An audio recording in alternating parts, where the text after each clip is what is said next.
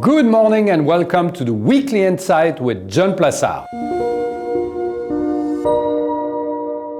The number of the week, 128 billion. The International Air Transport Association just warned that airlines are on track to lose $128 billion this year, significantly more than the group's June estimate of 84 billion. Because of the coronavirus crisis, and that the aviation and travel sectors will be crippled for a long time unless governments increase financial aid. The Industry Association stated that although many flights are planned to restart in stage, member airlines will still consume $27 billion in cash in the second half of 2020, nearly $13 billion a month. The slow recovery of air travel means that by 2021, the aviation industry will continue to burn cash at an average of $6 billion per month, or about $70 billion for the entire year. Although freight revenues has grown strongly with increasing interest in the freight business, total revenue has declined. Already 30 or 40 airlines have failed or gone into bankruptcy restructuring. The medium airlines has 8.5 months of cash on hand at the current burn rate according to the IATA. The sector's uphill climb is illustrated by the fact that airline share prices are 40% below where they were at the start of the pandemic, while investors' expectations for the broader market are higher than before.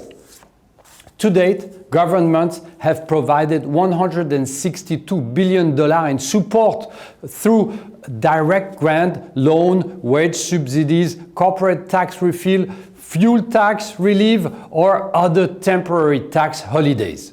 Supplies also donated $20 billion to airlines through feedbacks such as delaying aircraft lease payment and regulatory fees. The man of the week, Mirabaud. This name may not mean much to you, but he's the CEO of NextEra, the world's largest solar and wind power generator. The company has surpassed ExxonMobil in market value.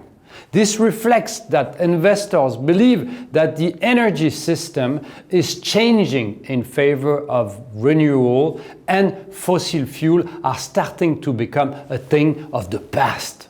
Since the beginning of this year, ExxonMobil has lost more than half of its value. It dropped down from 140 billion from its peak to more than 500 billion back in 2007. This decline shows that the energy industry is slowly moving away from oil in the direction of clean energy. With companies such as NextEra leading the way, especially during the pandemic, demand is in favor of renewable energy. NextEra shared its view on the future for gas. With the cost of battery for electricity storage included, solar power is set to be around the same price as gas-fired generation by the middle of this decade on average.